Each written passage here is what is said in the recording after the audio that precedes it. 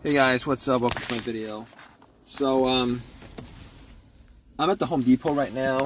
I came here to get some big bags for the leaves that I raked, and was in there for, I don't know, like 20 minutes. Looked at some stuff, came out, ready to go home, and guess what? Nothing. I'm in a bit of I have a bit of an issue right now because my car is not wanting to start. Oh man. And it's nighttime. It's cold out. And I want to get home, but okay.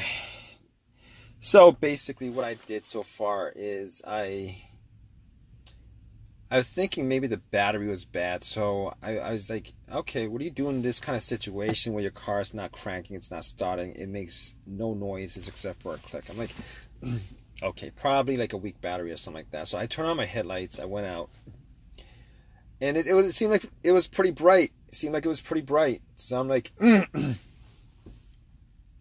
all right, I don't know if it's the battery or not. I couldn't really tell. I mean, if it's a weak battery, I mean, it's kind of dark out, but if it's a weak battery, you know, I should be hearing some kind of crank or something like that, but I'm not hearing anything except for a click. So, I mean, I can't tell 100% whether, you know, whether it's the battery or not. I mean, granted, I haven't changed the battery in a couple years. So I'm thinking to myself, okay, what do you do? All right, gotta ask somebody to help me jump the car. Now, I was asking around, nobody.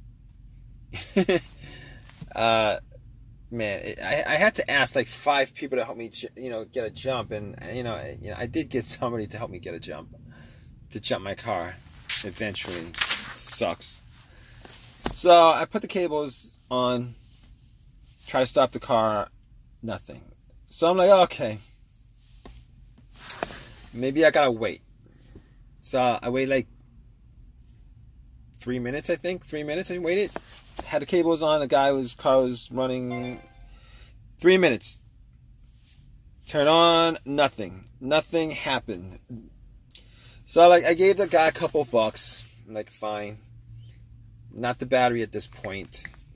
Resolve that. But after that was done, I was like sitting in my car. I'm thinking to myself, all right, now we're gonna have to get to some work here. I'm gonna have to figure out what the problem is. And I went back out with the hood up, looked at my terminals on my battery, and I noticed that the terminals were kind of dirty. Like there's corrosions on there, like a lot of white stuff on there, kind of bluish stuff. So all right. I was like, it's probably the terminals, right? So I had this little wrench set that I had. I went to the Home Depot to get this little wrench set. Came back out. Took the terminals off. Had a wire brush. Brushed all of it off. Brushed the terminals on the battery. Put the terminals back on. The cables back on the terminal. I was like crossing my finger. I'm like hoping that would resolve my issue. I got back in my car, tried to crank it. Nothing. But I did hear a click though. I guess the click was louder. I'm not quite sure. But I was like, okay, resolved. Probably not the battery. I mean, I didn't do this. Man, it would be best if I had done that before I got the jump. But I was pretty sure at that point it was in the battery. So I was thinking to myself, okay, all right, so it's not the battery. What else could it be?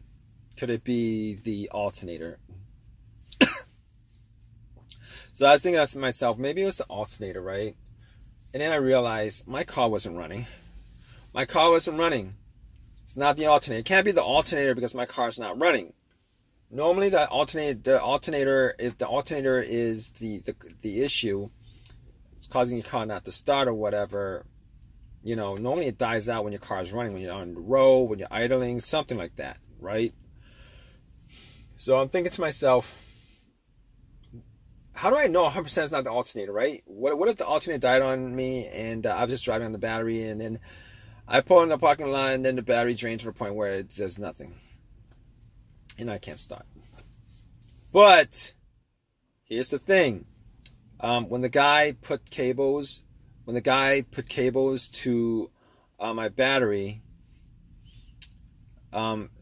if the alternator was the issue, the alternator would have, the car would have started up and the car would have been charged up by the battery. Now, if I had taken the cables off at that point, then the alternator would have died out. All right, so I can pretty much say that it's not the alternator. I can pretty much say that it's not the battery. I can pretty much say that it's not the alternator. I can pretty much rule all that stuff out. All right, it's none of that stuff, I don't think. So I'm looking at the negative, the ground cable. Maybe it's the ground cable that's the problem. Looking at the ground cable, and I had to take out a flashlight, look at the ground cable, see if the ground was dirty. And it wasn't that bad, actually. I couldn't really say that it was 100% clean, but I didn't actually bother taking ground, unscrewing it, unbolting it, and bolting it back. I didn't do that. I just really didn't want to. So I could say it wasn't the ground because it didn't look that bad. So I'm thinking to myself, could it be the relay? Could it be the relay? And I went back out. I checked. I took off the cover to the fuse box and the relay on end of the hood. I'm like, let's see. I was looking. I had to Google the star location. Got it. And I looked at the other relays. There was one other relay that actually looked like the relay that was for the starter. Well, it was pretty much it was the same relay. So I'm gonna swap it out. If it's the starter relay that's bad, I'm gonna swap it out. At least it'll start. And I swapped it out. It didn't do anything. I cranked it. It didn't do anything. It didn't crank nothing. So at that point, I'm like, man, maybe the bad relay that I took out from the starter and I put in. Maybe that could be causing it too, because I'm just swapping one out for another. I didn't know exactly what the other relay was for. Maybe it was for the composite computer or something like that. But anyway, nothing happened. So at that point, I was thinking, I can't be 100% sure it's not the relay because I didn't actually buy another relay to put in it. But I would tell you this: when I try to turn on the car, it actually does. There's a little click. So there's a little click. So I'm thinking to myself, it can't be the relay because now I could actually figure out 100% if it's the relay. If I was out there and somebody try to turn on the car, I could actually hear the relay click or vibrate, right? But I'm actually hearing a click, and that click's either coming from the relay. I think it's probably coming from the solenoid under starter. It's probably it. So I can probably safely rule out the relay. Okay, so moving on. I got the fuse box open. I'm thinking to myself, could it be like one of these fuses? I'm looking at the fuses. I'm shining my light on. And I'm like looking at these fuses. I'm thinking to myself, does any of them look blown? None of them look like they're blown. So I'm thinking to myself, I can't actually test this out because I don't have a fuse tester. I mean, I might be able to go into Home Depot and get one, but I'm not quite sure on that. I'm not quite sure if they have it, and I don't want to actually walk in there again. I mean, but I could probably safely say that it's probably not one of the fuses, because here's the thing about it. I've had issues before where the fuse was the problem, and I've had that issue twice actually. Once on the car that I had previously, the fuse went out on me, and I was looking. It went out on me and nothing started. Like, there was no electricity going to any parts of the car. Nothing actually worked. So I was looking at the relay, and I noticed that the main relay that connects the battery to the to the fuse box itself, that was blown. And once I swapped that out, got it working again. So here's the thing about it. This is not that same issue. Reason being is that I am getting electricity. Even the alarm works. The remote works. It's like I locked my car when I went to the Home Depot. It worked. So everything works. The alarm works. Everything works except the car's not starting. So that's not the issue. So the second problem the second fuse issue that I ran into was I ran into this issue where the car would crank, but it would not turn over. And the fuse that caused that was the fuel pump fuse. I'm pretty sure it was the fuel pump. Either the fuel pump or PCM, something like that. One of those two, I'm not sure. But once I swapped out the fuse, the car started up, cranked, no problem whatsoever. In this situation here, this is not the same situation. Reason being is that I am not getting a crank at all. It's not cranking. Everything else works, but it's just not cranking. I mean, it's not turning over, but I got to get the crank first before it turns over. So, okay. Now, I didn't want to think this. You know, I've been in this situation before, and this situation sounds a lot like my starter. And I didn't want to think it because I did change out my starter about a year ago. And during that time, I've put in maybe 12,000 miles on my car. And it was a refurbished starter I got from AutoZone. You know, I had a couple of people actually. Some guy didn't want to give me a jump, but he said, well, it's probably your starter because, you know, you're trying to turn it on and he had no time and whatever. He, you know, gave me a couple of excuses, told me it was probably the starter. I didn't think much of it, you know, because I actually changed it out a year ago. But at this point, I think it's probably the starter. You know, it just boggles my mind. I